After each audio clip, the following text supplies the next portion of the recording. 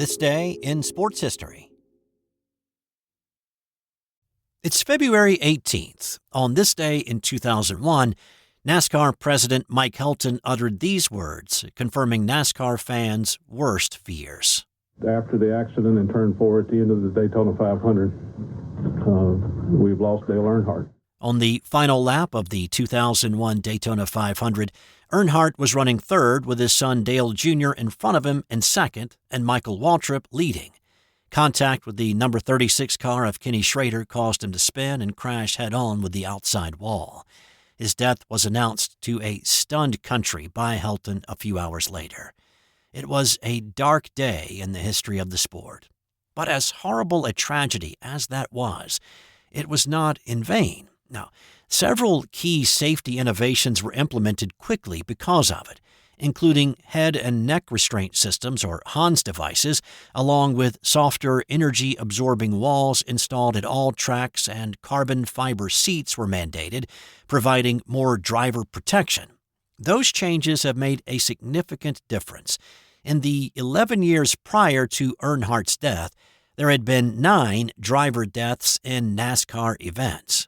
Since that day in 2001, no NASCAR driver has been killed as a result of a crash during a race. On this day in 1979, it was the most important race in NASCAR's history.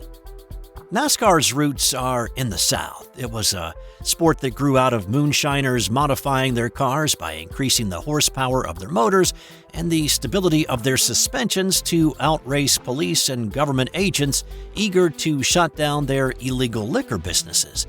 Racing along narrow dirt roads in the foothills of North Carolina eventually led to some of those guys trying to find a way to legitimately run their souped-up cars on a racetrack.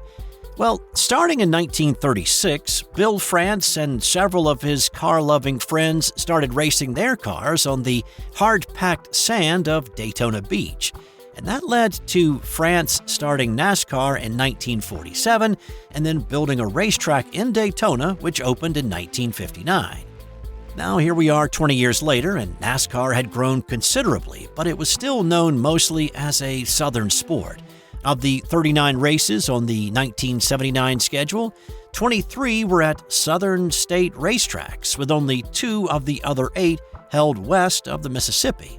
On this day, CBS Sports set up their cameras to televise a stock car race to the nation live from start to finish for the first time. Now that was big enough in its own right, but something else that provided a big boost to viewership was the weather in the East. A huge snowstorm that started burying cities on Saturday and continued into this day snarled interstate travel east of the Mississippi. Businesses, restaurants, and movie theaters were closed. A lot of games scheduled for this day were postponed, and that left many with nothing to do but watch television. And with cable television in its infancy, most only had 4 channels to choose from. And so the television audience was much larger than if people in the East had had the opportunity to go outside. The innovation of putting cameras in cars so that people could see the action from the driver's perspective also started with this race, along with low-level camera angles to bring the racing action closer to the viewer. And then there was the ending. Out of turn 2, Donnie Allison in first. Where will Cale make his move? He comes to the inside. Donnie Allison throws the block. Cale hits him. He slides. Donnie Allison slides. They hit again. They drive into the turn. They're hitting the wall. They're head on the wall. They slide down to the inside. Let's watch those third-place cars. They're out of it.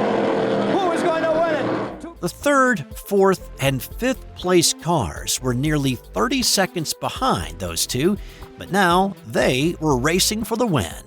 Here they come. Waltrip trying to slingshot. Petty is out in front at the line. Waltrip to the inside. Petty wins it. So about a minute and a half had passed since Yarborough's and Allison's cars had come to rest on the grass between turns 3 and 4. That had given them enough time to climb out of their mangled cars and confront each other. And there's a fight between Cale Yarborough and Donnie Allison. The tempers overflowing. They're angry. They know they have lost. And what a bitter defeat. A couple of very hard men.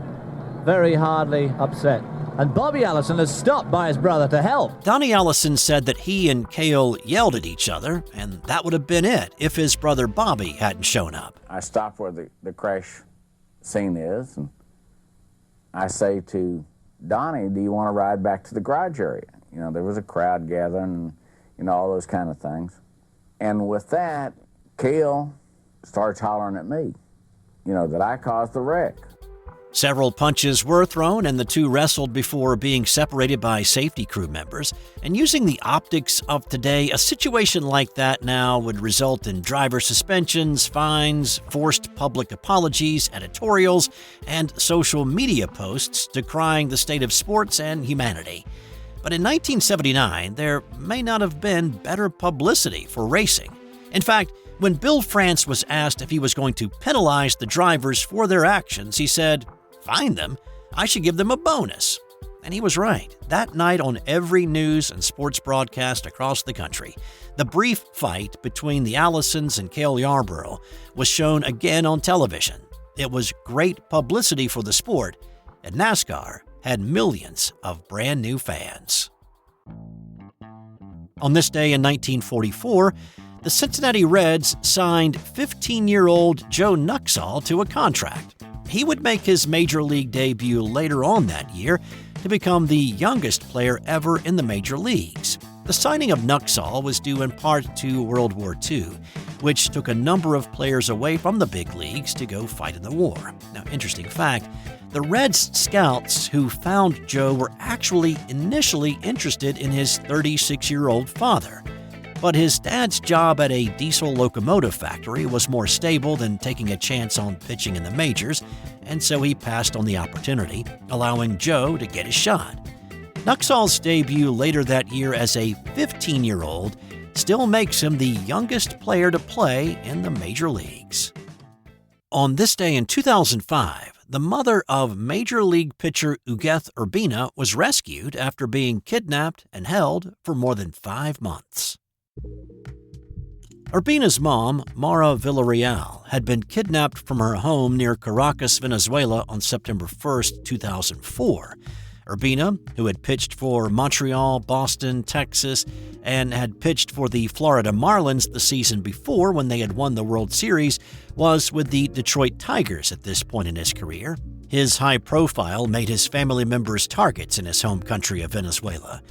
Kidnappers soon demanded $6 million to release her. Urbina flew to Venezuela to work with local authorities in trying to get his mom released, but Urbina was told that it would be best if he did not offer to pay the ransom, and so he didn't.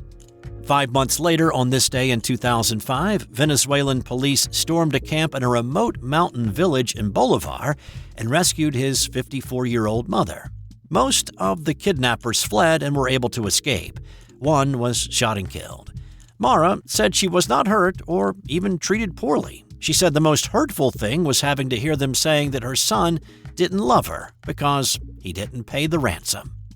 2005 was Urbina's last in the majors, starting the year with the Tigers and finishing his career in Philadelphia.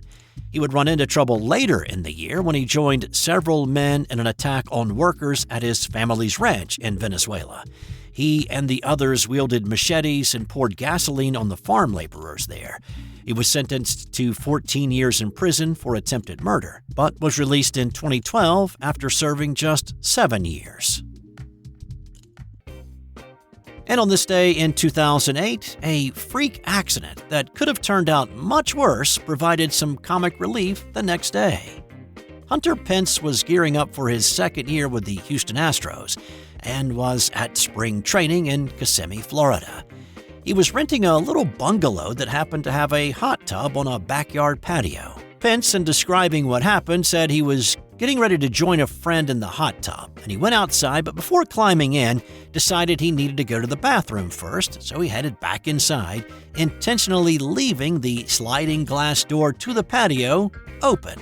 Well, his friend must have had a dad who always asked, "Were you raised in a barn?" anytime a door was left open, and so he closed it. Pence, still figuring the door to be open, and with it being a piece of glass, thought it was still open, and he jumped through it, and the glass shattered into thousands of pieces. cutting Pence mostly on his legs. He called 911, who rushed a fire truck, ambulance, and police car to the apartment. He got bandaged up and then a trip to the hospital for some stitches. Pence could laugh about it with his Astros teammates the next day, saying, "It's pretty silly to have this kind of freak accident happen." He missed about a week of workouts, but he healed pretty quickly and went on to play 157 games for the Stros that year, and then went on to have a nice career, playing 14 seasons before retiring in 2020. And time now for today's That's Got Nothing to Do with Sports fun fact. It's understandable if you thought that two-cushion love seat was meant to snuggle up with your honey bunny. But the original reason a love seat had two cushions was meant to be for a young lady and her dress. In 1700s Europe, hoop skirts came into fashion, and so an extra spot was made to accommodate these new, larger fashion must-haves. When fashion trends began to shrink the dress in the 1800s, these two-seaters became a nice place for that gentleman suitor to sit for polite conversation.